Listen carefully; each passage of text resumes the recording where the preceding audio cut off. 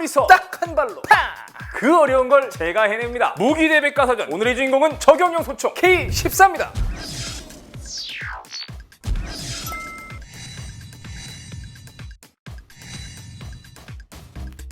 명중률과 편의성, 해외 어떤 저격용 소총과 견져도 흔색 없는 스펙, 특히 명중률의 핵심인 총열의 정밀도를 높이기 위해 내마모성과 내열성을 높이는 작업을 추가했습니다. 저격수가 적에 발각되면 대량 난감하죠. 그러지 않도록 오염기는 화염을 최소화하는 형태로 디자인된 K14. 방아쇠 압력도 일반 소총에 비해 낮은데요. 압력 때문에 조준이 틀어질 수 있기 때문입니다. 그리고 K14만의 탄약이 있습니다. 탄두 끝에 작은 구멍이 공기 저항을 잡아 안정적인 비행을 합니다. K14를 잡는 저격수가 되려면 특급 전사 인증을 받은 사람 중에 시력이 1.0 이상 비흡연자여야만 되는데요.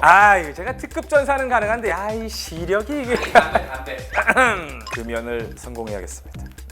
부대명만 들어도 뭔가 특공할 것 같은 육군 제203 특공여단에서는 지난 수요일 실기동 급속 헬기 로프 하강 훈련을 실시했습니다. 제203 특공여단은 기동 타격 부대로 상황 발생 시 묻지도 따지지도 않고 신속 투입돼 적을 경멸하는 부대인데요. 공중기동과 탐색 경멸 작전을 숙달하기 위해 분기별로 급속 헬기 로프 하강 훈련을 합니다. 특히 이번 훈련에선 실제 작전에 활용되는 전투 하중과 동일하게 적용해 탐색 경멸에 소요되는 시간과 재원을 산출하고 군견의 헬기전과 같은 전투 실험도 병행됐습니다. 전투력 극대화를 위한 급속 헬기로프 하강 훈련, 보기만 해도 아찔한 역시 특공대는 다르네요. 때는 1950년 9월 15일 오전 6시 경상북도 영덕군 남정면 장사리 772명의 학도병과 56명의 해군이 상륙해 북한군의 보급로인 7번 국도를 봉쇄한 작전을 펼쳤습니다. 작전명 174호 또는 장사 상륙 작전이라 불리는 이 작전은 인천 상륙 작전이 성공하는 데 있어 중요한 역할을 한 6.25 전쟁사의 길이 남을 전투인데요. 여기에는 군인 신분이 아닌 민간인 신분으로 참전한 이들도 있었습니다. 군과 함께 싸우다 희생도 했지만 시신조차 찾지 못한 문산호 11인 최영섭 예비역 해군 대령은 그들의 존재를 알리는 것이 생애 마지막 소임이라 생각하고 2012년부터 그들의 이름과 유가족들을 찾아 나섰습니다. 현재 11인의 이름은 전부 찾아낸 상황, 게다가 일부 인원의 유가족까지 찾아 문산호 11인의 자랑스러운 역사를 다시 세상에 알렸습니다. 그리고 마침내 전사자 모두에게 화랑 무공훈장이 수여됐습니다. 민족의 비극, 6.25 전쟁, 그 참혹했던 전쟁을 이겨내고 현재의 대한민국에서 살아갈 수 있는 것은 호국 선열들 덕분이라는 것을 잊지 말고 이들의 희생과 정신을 되새겨야겠습니다. 우리 군과 정부 부처, 유관기관이 합세 대규모 재난 테러 상황을 가정한 을지태극 연습이 펼쳐졌습니다. 지난 27일부터 4일간 범국가적 위기 상황에 놓였을 때 군의 대응 능력을 높이기 위한 통합훈련을 실시한 것인데요. 27일, 28일에는 국가 위기 대응 연습을, 29일부터 30일까지는 전시 대비 연습으로 진행했습니다. 지진 대응, 방사능 유출 대응, 전시 대비까지 언제 터질지 모르는 절체절명의 순간을 실전처럼 훈련하는 을지태극 연습, 초기 상황 진압과 피해 확산 방지를 위해 최선 그리고 최고의 능력을 키우는 교육훈련인데요. 훈련하는 멋진 군인 오빠들 보니까 제 마음에도 불꽃이 이모라 그랬는데요. 이모인데 큰일이네. 열받아.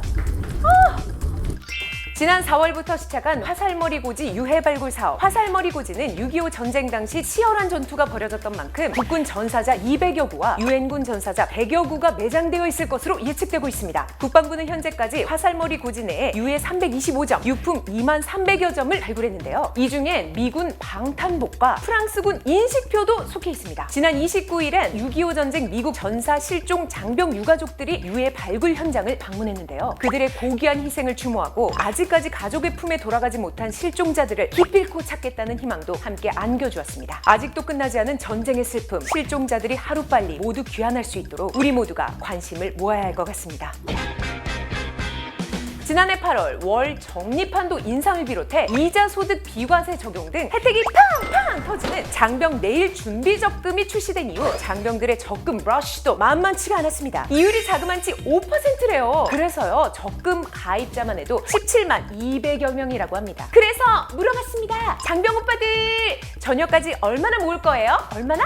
자, 먼저 저녁 때 만기 통장을 받았을 때 찍힐 금액 목표 랭크 한번 볼까요? 3위는 151만 원에서 200만 원, 2위는 451만 원에서 500만 원? 그렇다면 대망의 1위는 두구두구두구두구 빰빠라밤 351만 원에서 400만 원. 400만 원이요? 그렇다면 월 평균 저축액은 얼마일까요? 1위는 16만 원에서 20만 원, 2위는 26만 원에서 30만 원? 그럼 월급 거의 안 쓴다는 건데? 대단하다. 3위는 6만 원에서 10만 원, 월 최대 40만 원까지 입금할 수 있다는 장병 내일 준비 적금. 장병들 사이에서도 나름 꿀팁이 참 많다고 합니다. 소개해드릴게요. 전역 후 종잣돈을 위해 무조건 가입하고 자동이체는 필수예요. 시드머니 아시죠? 캐시머니 벌소니. 해지 방지 차원을 위해 소액으로 여러 개의 통장 만들기 등등등. 정말 어떻게 준비된 알뜰 신랑감이네요.